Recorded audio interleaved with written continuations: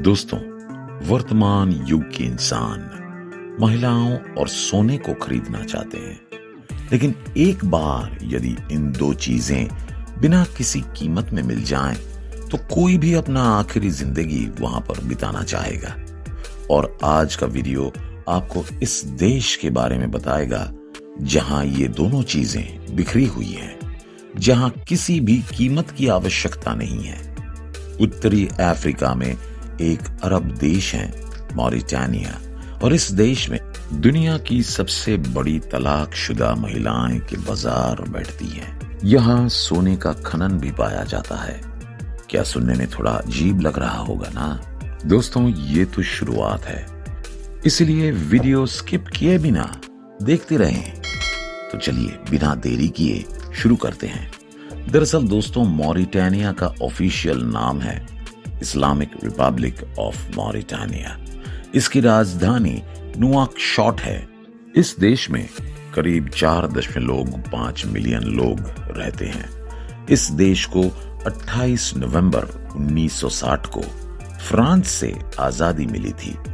ये देश एक अरब देश है जिसके बारे में लोगों को बहुत कम जानकारी है। ये दुनिया के सबसे विनम्र राष्ट्र में से एक है। इसके अलावा ये दुनिया के सबसे खूबसूरत देशों में से एक है। मॉरिटानिया के संसाधनों में से एक है मछली पालन। यहाँ की मछलियां दुनिया के सबसे महंगी मछलियां हैं और दुनिया के लगभग सभी हिस्सों में निर्यात की जाती हैं। ये है मॉरिटानिया का सबसे बड़ा बंदर, नोयाबिद शहर में है। इस बंदर में एक साथ कई नावें मिल सकती हैं। ये देखना आसान है कि मछली पालन ने देश की अर्थव्यवस्था पर कितना प्रभाव डाला है। मॉरिटानिया के वाणिज्यिक संसाधनों में सबसे महत्वपूर्ण है लोहा। इस लोहे का परिवहन दुनिया के सबसे लंबी ट्रांस सहारा ट्रेन द्वारा किया जाता है। ये रेलगाड़ी पूर्वी शहर जोरात से नुआबिद शहर के सबसे बड़े बंदर तक जाती हैं और वहां से वे दुनिया भर में लोहा, तांबा, फॉस्फेट और सोना निर्यात करते हैं। यहाँ के रेगिस्तान में सोने की खदानें छिपी हुई हैं। इस देश का 90% हिस्सा रेगिस्तान है, जो मुख्य रूप से सहारा रेगिस्तान का हिस्सा है। सहारा रेगिस्तान सबसे बड़ा और सबसे गर्म रेगिस्तान है, जो अल्जीरिया, मोरक्को, मिस्र, ट्यूनीशिया, लीबिया, सूडान, माली और चैड सहित एक विशाल क्षेत्र में फैला हुआ है। 2016 में एक आदमी को सौभाग्य से यहां सोना मिला था और तब से सोने का खनन शुरू हो गया है। तो दोस्तों, अब मैं आपको सोने के खनन के हर चरण के बारे में बताऊंगा। नुआकशॉट शहर से, जो उत्तर में लगभग 2 घंटे की ड्राइव पर पाया जा सकता है, वो शहर है जहां खनन में इस्तेमाल होने वाले सभी उपकरण आते हैं। श्रमिक अपना अधिकांश उपकरण यहीं से खरीदते हैं। देश की बेरोजगारी में इस सोने की खदान का बहुत बड़ा हाथ है। इस खदान ने वहां की राष्ट्रीय अर्थव्यवस्था को बहाल करने में प्रमुख भूमिका निभाई है। इसलिए ये देश इस मुद्दे को बहुत महत्व देता है। यदि आप चामी शहर से एक और घंटे की यात्रा करते हैं, तो आपको सोने का ये वांछित शहर मिलेगा। इस जगह पर कई मील तक केवल सुरंगें बिखरी हुई हैं और यहाँ हर एक छेद को कहा जाता है सोने की खान, क्योंकि यहाँ हर छेद से बहुत सारा सोना निकलता है। वे इन छेदों से मिट्टी और पत्थर निकालते हैं, जिसे परिष्कृत करके सोना निकाला जाता है।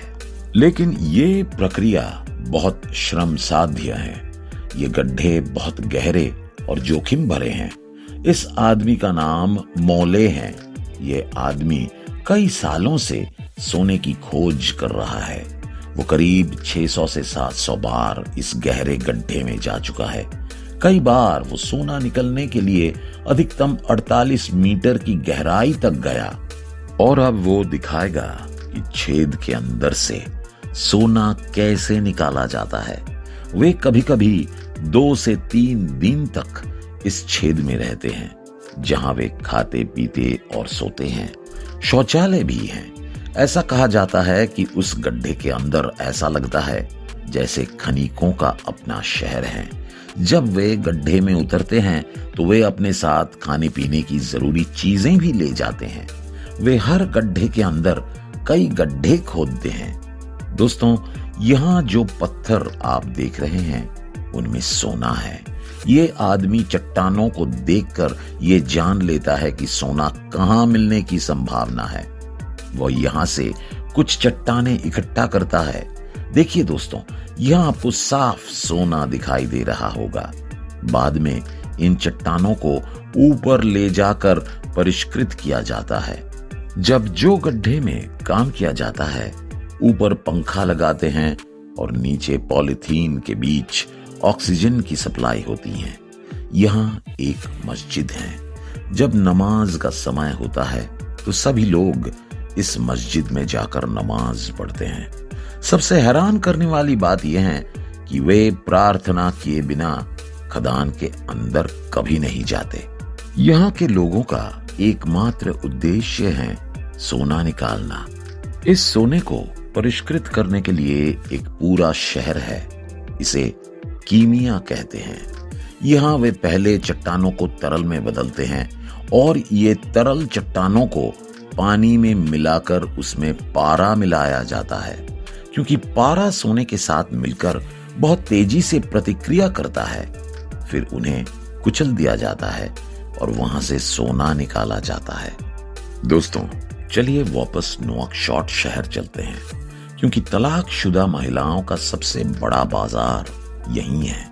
नुआकशॉट शहर एक आधुनिक शहर है और ये मस्जिद इस शहर की सबसे पुरानी मस्जिद है। ये देश रेगिस्तान, कवियों और संस्कृति का देश है। वे इस्लाम और पवित्र कुरान का अध्ययन करते हैं, क्योंकि यहाँ के सभी निवासी मुसलमान हैं। यहाँ के लोग हर दिन एक खास तरह का पानी पीते हैं जिसे आतेऊ कहते हैं। इसका मतलब है चाय। वे इस पारंपरिक चाय को दिन में 3 से 4 बार पीते हैं। ये चाय खास तरह से बनाई जाती है। इस चाय को बनाते समय वे चाय में छाग बनाते हैं, जो इस चाय की खासियत या स्वाद को और बढ़ा देते हैं। ये हर जगह मशहूर हैं, चाहे शहर हो या रेगिस्तान। यहाँ के मशहूर खाना में से एक है कुसकुस। आपकी जानकारी के लिए बता दें कि मॉरिटानिया के इस बाजार को तलाकशुदा महिलाओं का बाजार कहा जाता है। मॉरिटानिया में तलाकशुदा महिलाओं का प्रतिशत बहुत अधिक है। यहाँ किसी के तलाक होने पर उन्हें दुख नहीं होता, बल्कि वे उसे बहुत अच्छे से मनाते हैं। यहाँ की महिलाओं की स्थिति बाकी जगहों से बिल्कुल अलग है, क्योंकि यहाँ के पुरुष शादीशुदा महिलाओं की तुलना में तलाकशुदा महिलाओं से शादी करने के लिए ज्यादा इच्छुक हैं। यही वजह है कि तलाकशुदा आदमी को तलाकशुदा महिलाओं से शादी करने के लिए ज्यादा इच्छुक माना जाता है। आदमी को दूसरी महिलाओं से शादी करने की संभावना ज्यादा होती है। तलाकशुदा महिलाएं इस बाजार में आती हैं और अपने घर का सारा फर्नीचर बेचती हैं। कुछ महिलाएं यहाँ व्यवसाय भी खोलती हैं और बाद में व्यवसायी बन जाती हैं। व्यापार बनने में उनके पूर्व पतियों का काफी योगदान होता है, क्योंकि यहाँ की महिलाओं को अपनी शादी का सामान अपने पास रखने का मौका नहीं है। इसलिए तलाक के बाद महिलाएं घर का सारा सामान बेचने के लिए इस बाजार में आती हैं। यहाँ की महिलाएं तलाकशुदा होने पर सबसे ज्यादा आकर्षक लगती हैं। एक महिला दूसरे महिला को बोलते हैं कि तलाक आपके लिए दुख की बात है, लेकिन हमारे लिए ये बहुत खुशी की बात है। ये तलाक हमारे लिए बहुत स्वाभाविक बात है। तलाक हमारे लिए जीविका यानी आय का उत्सव है। हम इसे इस तरह से देखते हैं। तलाक के बाद एक महिला व्यापार और खरीद फरोख्त शुरू कर देती है, जिससे उसकी आर्थिक स्थिति में काफी सुधार होता है। तलाक उसके लिए कोई समस्या नहीं है। उनके लिए तलाक कोई बड़ी बात नहीं है। ये एक रिश्ते का अंत है। फिर कोई और आता है और उस महिला से दोबारा शादी कर लेता है। जब किसी महिला का तलाक होता है तो उसे शादी के ढेरों प्रस्ताव मिलते हैं। वहां से वो किसी को शादी कर लेती हैं। हो सकता है कि ये नया पति लंबे समय तक उसके साथ रहें या ना रहें, या फिर थोड़े समय बाद ही चला जाए। और अगर ये पति चला भी जाए तो कोई दूसरा आदमी उसके जीवन में आ जाएगा। हालांकि ये महिलाएं अपने पूर्व पतियों की अपेक्षा अपने वर्तमान पतियों पर अधिक ध्यान देती हैं और नए पति अपने पूर्व पत्नियों की तुलना में उनका थोड़ा ज्यादा ख्याल रखते हैं। नए पति उनके साथ साथ उनके बच्चों की भी जिम्मेदारी लेते हैं। यहाँ की महिलाओं की जिंदगी ऐसी ही है। मॉरिटानिया की महिलाएं बहुत शक्तिशाली होती हैं। उनकी इस राय का कारण यह है कि यहाँ की महिलाओं को घर चलाने का अनुभव पुरुषों से कहीं ज्यादा होता है। तो दोस्तों, ये थे मॉरिटानिया देश के बारे में कुछ आश्चर्यजनक तथ्य। इस देश के बारे में अपनी राय हमें कमेंट में बताएं। इस जानकारीपूर्ण वीडियो को लाइक करें और इसे सभी के साथ शेयर करें।